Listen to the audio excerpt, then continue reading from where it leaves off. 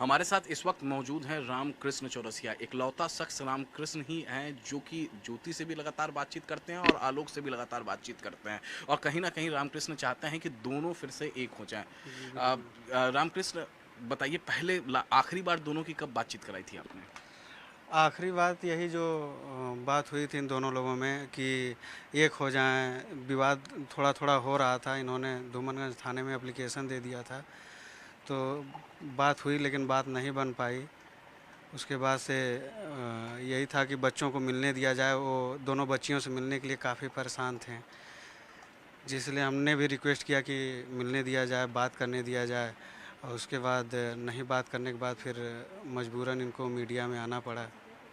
रामकृष्ण इकलौते ऐसे शख्स हैं जो आलोक के बचपन के दोस्त हैं। मतलब आलोक के बारे में जो कुछ भी है, आज जो कुछ भी कोई जानता है, तो आप समझ सकते हैं कि जो बचपन के दोस्त होता है उससे कुछ छिपा नहीं होता है। तो सबसे पहले एक एक करके मैं आपसे पूछूंगा, देखिए, क्योंकि आप लगातार बातचीत भी करा रहे थे जी, आलोक और जी, और ज्योति के बीच में। जी, वो 8 मिनट का कन्वर्सेशन भी हमने देखा था कि किस जी, तरीके से आपने बातचीत कराने की कोशिश की थी। मुझे एक बात बताइए, सबसे पहली बात, जी, जो ज्योति ने आरोप लगाया जी, कि सफाई कर्मचारी था ये, लेकिन झूठ बोल के ग्राम पंचायत अधिकारी अपने आप को बता दिया था, जी। झूठ बोल के शादी हुई थी, इस बारे में ज्योति से आपकी बातचीत हुई, आलोक की आपकी बातचीत हुई? देखिए, हम तो शुरू से ये बाद में इलाहाबाद चले गए पढ़ने, हमने आजमगढ़ आ गया पढ़ाई करने। तो इनका जब 2009 में हुआ तो हमने पुलिस वेरिफिकेशन उसमें आता है, तो ये हम हमारे साथ आके इनका हमने सफाई कर्मी का पुलिस वेरिफिकेशन कराया। वो इलाहाबाद रहते थे, यहाँ का मैनेजमेंट हम और एक दिनेश मौर्य थे वो देखते थे, घर पे जितने भी कार्यक्रम होते थे। तो हमने शादी कार्ड हम ही लोगों ने छपवाया था, उस पर कहीं जिक्र नहीं था। जानते ही हैं फ़ोटोशॉप का ज़माना है, कोई कहीं से लिख के चीट कुछ भी चेंज कर सकता है।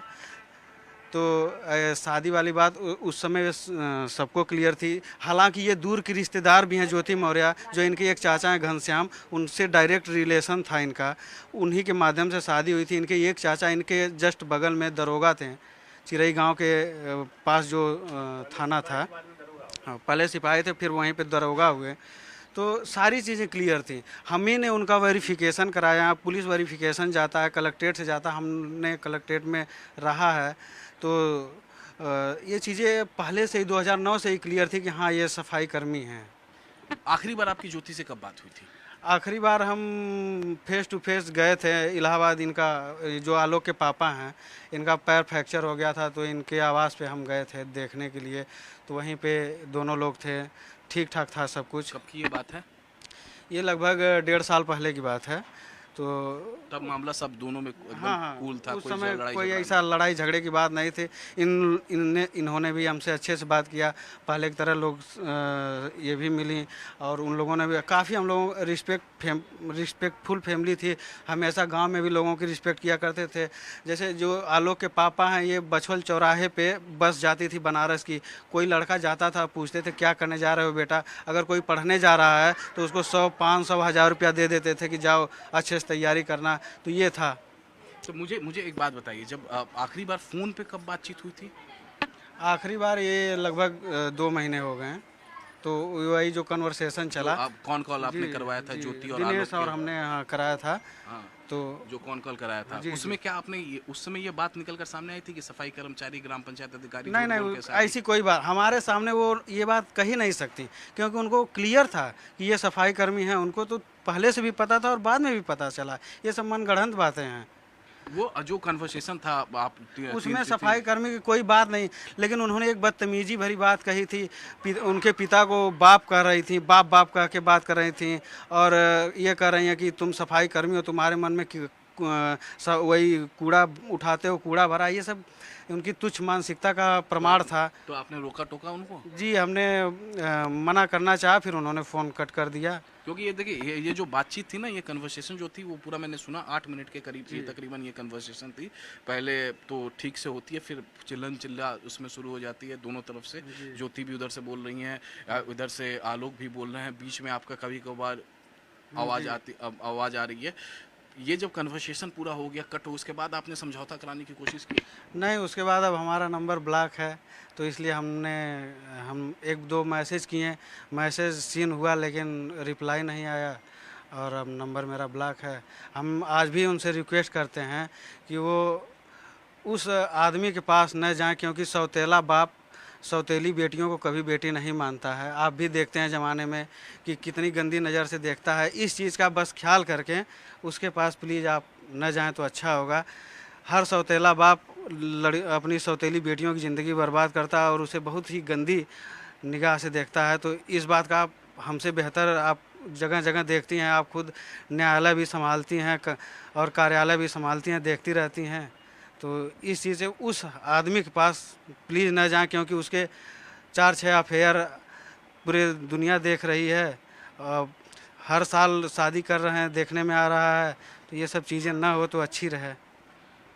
आप आलोक ने कभी अपनी अपनी बातें आपको कही कि कब से लड़ाई झगड़ा कैसे शुरू हुआ, कैसे मनमुटाव शुरू हुआ, कब से वो लग रह रही है? जी, ये एक बार बताएं कि जो सरकारी आवास था वहाँ पे, तो उस आवास पे इन लोगों को आपत्तिजनक हालत में देखें। तो कौन सा सरकारी आवास? जो एसडीएम का सरकारी आवास होता है, उस समय ये इलाहाबाद ही थी। तो उस समय नहीं बताएं, ये बहुत तकलीफ़ में थे आलोक जी, लेकिन बता नहीं रहे थे, किसी से भी नहीं कुछ शेयर कर रहे थे, काफ़ी तकलीफ़ में रह रहे थे। जब ये देखें कि ये लखनऊ गई, वहाँ भी यही चीज़ था। और फिर इनको व्हाट्सअप चैट पे मिला कि हमें ही मारने की प्लानिंग की जा रही है। तब ये मजबूर होकर, और बच्चियों को न मिलने दिया गया, तब ये मजबूर होकर सामने आए सबके सामने कि अब अगर ये मीडिया में इतना नहीं फैलता तो शायद ये आज ज़िंदा भी नहीं रहते हैं, जिस हिसाब से प्लानिंग चल रही थी। और रही बात, एक सबसे बड़ा इल्ज़ाम वो लगा रही है कि दहेज की बात, तो धूमनगंज थाने में झलवा इलाके में जो इनका मकान बना है, उसकी रजिस्ट्री में आप देख लीजिएगा पैसा कहाँ से ट्रांसफ़र हुआ है।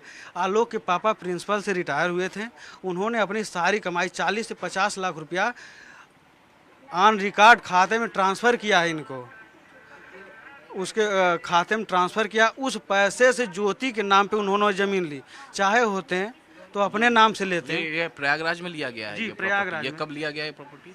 ये थोड़ा टाइम हो गया, एग्जैक्ट मुझे याद नहीं है। एसडीएम बनने के बाद? जी, एसडीएम बनने के बाद ये ज़मीन ली गई है, जो कि इनके पापा के रिटायरमेंट की कमाई इनके खाते से ट्रांसफ़र की गई है। और उसी ट्रांसफ़र वाले पैसे को ही उसमें जिक्र भी किया गया है बैनामे में, और ये उल्टा इन्हीं पे इल्ज़ाम लगा रही हैं। ये तो हर गरीबों और बेसहारों के लोग पैसा देके खुद सोचते हैं पढ़े लिखे आगे बढ़े। आखिरी बार आप क्या कहना चाहते हैं ज्योति से? ज्योति से दोबारा मिलने की कोशिश करेंगे? ये जो जी, ज्योति बिल्कुल मिलने की कोशिश करेंगे। हमें उनसे काफ़ी प्यार मिला है और उनके पूरे परिवार से हमेशा मिलता रहा है। ये हो सके तो आप प्लीज़ कम बैक हो जाइए। आलोक और से आखिरी बार आपकी बातचीत? आलोक से तो हमारी लगभग डेली बात होती रहती है। कब आज नहीं हुई, कल हुई थी, परसों हुई थी, क्या कह लगभग रहे थे कल वो? बात हो रही थी। बस परेशान है काफ़ी, बच्चियों को लेके बहुत ज़्यादा चिंतित हैं। बच्चियों को भविष्य के लेके उनके पापा, पूरा परिवार सिर्फ बच्चियों को भविष्य को लेके बहुत ज़्यादा चिंतित है। उनके साथ फैमिली कोर्ट में ये मामला कब पहुंचा? फैमिली कोर्ट में जब इनसे ये तलाक मांगी, इन्होंने देने के लिए नहीं तैयार 3 हुए। महीने, 4 महीने, 6 महीने? हाँ, कितने? 3 महीने की बात है। 4 महीने पहले से ये मांग रही थी। उसके बाद जब इन्होंने तलाक नहीं दिया तो इन्होंने फैमिली कोर्ट में और इनके 4 लोगों के ऊपर एफआईआर करा दिया, जिनके बाद इन लोगों ने मुचलका भर की ज़मानत ली। ये बहुत शर्म की बात है कि जिन्होंने कभी थाने का मुंह नहीं देखा। इनके फैमिली में 30-40 लोग गवर्नमेंट एम्प्लॉई हैं, 10-20 टीचर हैं। टीचरों की फैमिली आप जानते ही हैं कितने संस्कारी होते हैं, कितने अच्छे होते हैं, कितने सभ्य, कितने सुशील होते हैं। तो ये थे रामकृष्ण, जिनका साफ साफ ये कहना है कि जिस तरीके से पूरा मामला निकल कर सामने आया, ये एक बार फिर से रिक्वेस्ट करते हैं ज्योति या आलोक से कि वो सब एक हो जाए। लेकिन कुछ दिनों पहले जो कन्वर्सेशन हुआ था आलोक और ज्योति के बीच में फ़ोन पर, वो इन्होंने ही कराई थी और ये लगातार आलोक और ज्योति के कांटेक्ट में थे। लेकिन अब इनका कहना है कि पिछले कुछ दिनों से ज्योति ने, एसडीएम ज्योति मौर्य ने इनको ब्लॉक कर दिया है।